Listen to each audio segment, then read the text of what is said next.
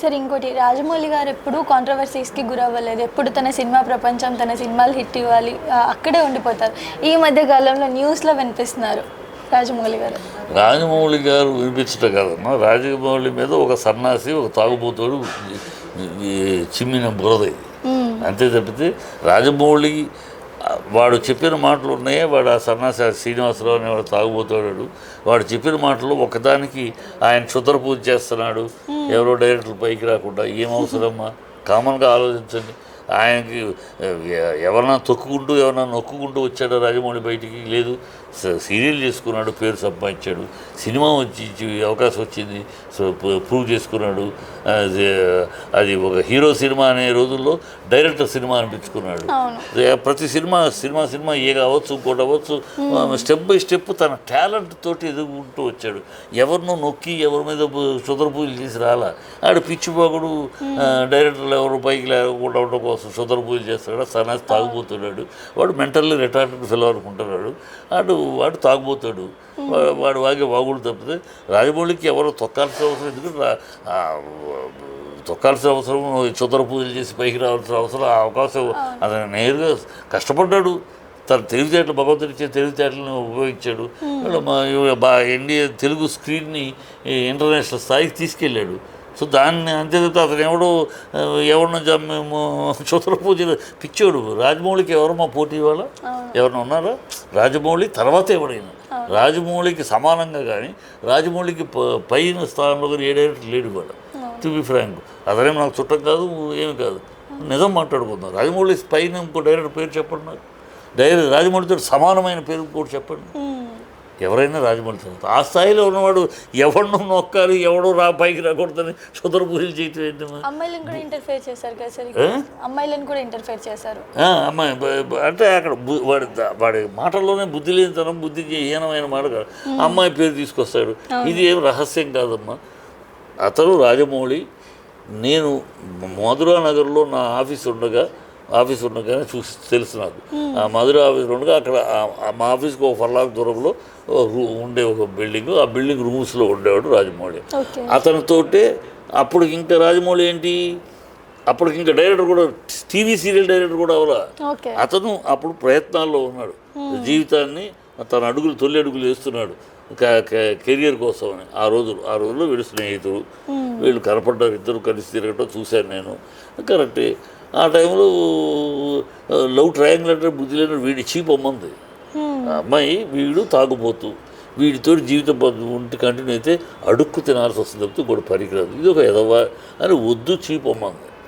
Cheap అమ్మ నాకు త్యాగం చేశానంటే ఒక ఆడది నీ వల్ల నా జీవితం నాశనం, నీతోటి ప్రయాణం చేస్తే నేను అడుక్కు తినాల్సి వస్తే నువ్వు నాకు వద్దు, నాకు రామ్ నా జీవితం నేను చూసుకుంటానని ఒక ఆడపిల్ల వెళ్ళిపోయి వెళ్ళినాకే రాజమౌళికి అతని ఆవిడకి కలిసింది, పెళ్లి చేసుకున్నారు. 25 ఏళ్ళు అయిపోయింది. ఇవాళ అందరికీ తెలుసు, అది సీక్రెట్ కాదు. ఇవాళ కొత్తగా ఈ సీక్రెట్ నేను చెబుతానేమోనని పిచ్చవాగుడు, తాగుబోతాడు, మెంటల్లీ రిటార్డెడ్ అమ్మా. 3 కారణాలు కనపడుతున్నాయి వాడు వాగుడికి. ఆ సన్నాసి వాగుడికి 3 కారణాలు. ఒకటి, వాడు మానసిక రోగి అయ్యి ఉండాలి.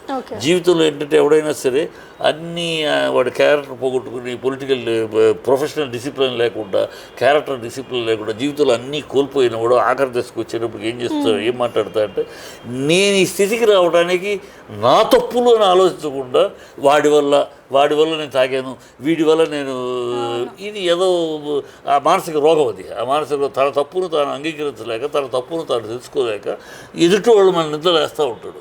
ఆ మానసిక రోగ స్థితిలో ఉండాలి వాడు. ఒకటి లేదు, ఎన్నాళ్ళు అయిపోయింది, 5 ఏళ్ళుగా ఏదో ఇచ్చాడు చేశాడు, 5 ఏళ్ళుగా నన్ను పట్టించుకోవట్లేదు, వీటిని మళ్ళీ నా లైన్లోకి తెచ్చుకోవాలంటే ఇదిగో నేను చచ్చిపోతున్నా అని ఒక నువ్వు స్నేహం అంతా బయట చెప్పి ఇదిగో నేను చచ్చిపోతున్నాను, దీనికి కారణం రాజమౌళి అంటే ఎక్కడ రాజమౌళి కంగారు పడి, అయ్యో లేనిపోయిన మన కొంపంతో మన కుటుంబం పేరు అన్నీ బయటకు వస్తాయి, మన పరువులు పోతాయి, ఏంట్రా అసలు ఏంటి సంగతి ఏంటి అని దగ్గరికి వస్తాడు. లేదు తనన్నా వస్తాడు, ఎవరన్నా పంపిస్తాడు. అప్పుడు ఏం చేయను నేను, నాకు అది లేదు ఇది లేదు ఏమీ లేదు, నేను సావక ఏం చేయను అని అంటే, సార్ నీకేది లేదు అది లేదు ఇది లేదా, అది లేదు ఇది లేదు, మేము ఏదో ఏర్పాటు చేస్తాం ఊరుకో అని వస్తారు.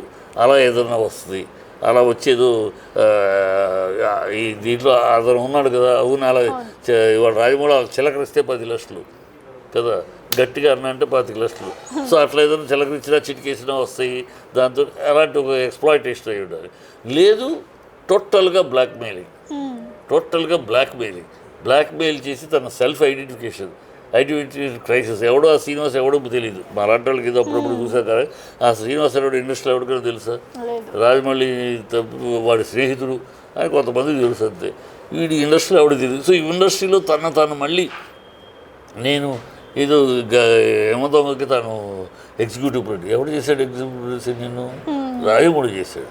నువ్వేం అక్కడ లప్పలు తీసుకొచ్చి పెడితే కాదు. రాజమౌళి మీద మర్యాద కొద్దీ ఆ ప్రొడ్యూసర్లు ఏదైనా ఎగ్జిక్యూటివ్ ప్రొడ్యూసర్గా పెట్టబట్టి ఇది ఎప్పుడు వచ్చాడు ఆ సినిమాకి? సగంలో వచ్చాడు. ఆ సినిమా సగం అయినాక సగంలో వచ్చాడు. వస్తే రాజమౌళి తన దీని మీద చెప్తే గౌరవంగా వాడు పెట్టుకున్నాడు. ఇంత మాత్రాన ఏదో అది మర్చిపోయారు జనాలు.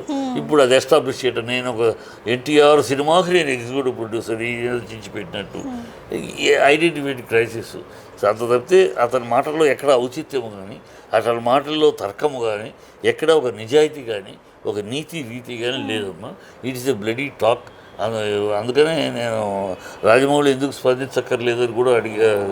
రాజమౌళి స్పందించక్కర్లా. ఒకసారి రాజీవ్ గాంధీని ఒకసారి ఇలాగే ఏదో పేపర్ అడ్డదిడ్డంగా మాట్లాడింది, ఇలా కమెంట్ చేసింది. అప్పుడు రాజీవ్ గాంధీని అడిగారు, ఏంటంటే మీరు అతను ఇట్లా మాట్లాడుతున్నారు, ఆధారం లేకుండా మాట్లాడుతుంటే మీరు మాట్లాడంటే ఏమన్నాడు తెలుసా Rajiv Gandhi? I need not respond to every dog that barks.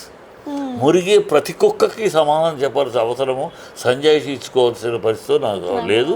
I need not అన్నాడు. లెట్ ద డాగ్ బార్క్స్, అది మొరగరి అన్నాడు. అదే ఆన్సర్ కూడా రాజమౌళి కూడా. Rajamouli need not respond to every dog that barks. ఇది డ్రంక్ అండ్ డాగ్. ఇది ఈ డ్రంక్ అండ్ డాగ్, ఈ తాగుబోతు కుక్కల మురిగే కుక్క అరుపులకు కూడా సమాధానం చెప్పుకోవాల్సిన అవసరమో, సంజాయిషి ఇచ్చుకోవాల్సిన అవసరమో రాజమౌళికి లేదు, అవసరం లేదు కూడా. వాళ్ళు ఈ మురుగుతానే ఉంటే చచ్చిపోతారు అన్నాడు, సావలేదే కదమ్మా. చచ్చిపోతారు, మరణ వాంగ్మూలం అంటే ఏంటి? అది పెట్టి చచ్చిపోతారు. ఈ పెట్టాడు కానీ సావలేదు అంటే అర్థం ఏంటి? చచ్చిపోతానని ఒక బెదిరించడం అది. బెదిరిస్తే వీళ్ళు ఏదైనా వచ్చి ఏదైనా చేస్తాడు. ఇది బ్లాక్మెయిలింగ్ కనపడుతుందమ్మా. సో ఇట్ ఇస్ దీనివల్ల అయితే రాజమౌళి గారికి ఏమి ఎఫెక్ట్ అవ్వదు. ఏమి చిచ్చి ఎప్పుడు ఎఫెక్ట్ అవుతుందంటే మేము ఎప్పుడు కూడా విమర్శించేవాడు వాడి స్థాయిని బట్టి ఉంది. ఒక సన్నాసి ఏదో మాట్లాడారు దాని ప్రజలు, వాడు ఒక స్థాయి ఉన్నవాడు, వాడికి ఒక రికార్డు ఉంది, ట్రాక్ రికార్డు ఉంది, వాటిలో అయ్యో ఇంత మనిషి ఇంత మంచి మనిషి, ఇంత గొప్ప మనిషి అన్నాడంటే దాంట్లో ఏదో నిజం ఉండొచ్చు అని అనుకుంటారు. రోడ్డు మీద పోయే సన్నాసి తాగుపోతే ఏదో మాట్లాడేదానికి ఏముంటుందో విలువ, దానివల్ల ఏమి ఎఫెక్ట్ అవ్వదు. అందుకనే ఎవరు దీన్ని పెద్ద పట్టించుకోరు. వాడి రికార్డ్ చేసేది వింటే కూడా తెలుస్తుంది. అంత సబ్ కాన్షియస్గానే ఆఫ్ కాన్షియస్ తోటి మాట్లాడతారు. ఇంకా మత్తులోనే తాగుడు మత్తులోనే మాట్లాడతారు. ఎక్కడ పదాలు కూడా క్లారిటీ లేవు. తాగుబోతు వ్యవహారం అది. సరే, అది ఇగ్నోరబుల్ అంతే. వాళ్ళు ఏంటంటే ఎవడో వెనకాల తోస్తున్నారమ్మా. ఒకటి ఈ రెండు నేను చెప్పిన రెండు కారణాలు కాదు, ఇంకో కారణం ఎవడో ఎవరు తోస్తారు? ఈ సోషల్ మీడియాలో వీడిని ఎక్కేసి మాట్లాడించి దాన్ని వైరల్ చేసి దాని ద్వారా వచ్చే ఎంగిలి మెతుకులు వ్యూవర్షిప్, దాని మీద వచ్చే ఎంగిలి మెతుకులు తినే కూర్చోబర పరమితులు కుక్క బుద్ధి జాతి కొంతమంది ఉన్నారు సోషల్ మీడియాలో. వాళ్ళను వెనకాల చేయాలి. అంతే, దీంట్లో ఎక్కడ ఒక విలువైన విషయం లేదు. Thank you sir, thank you.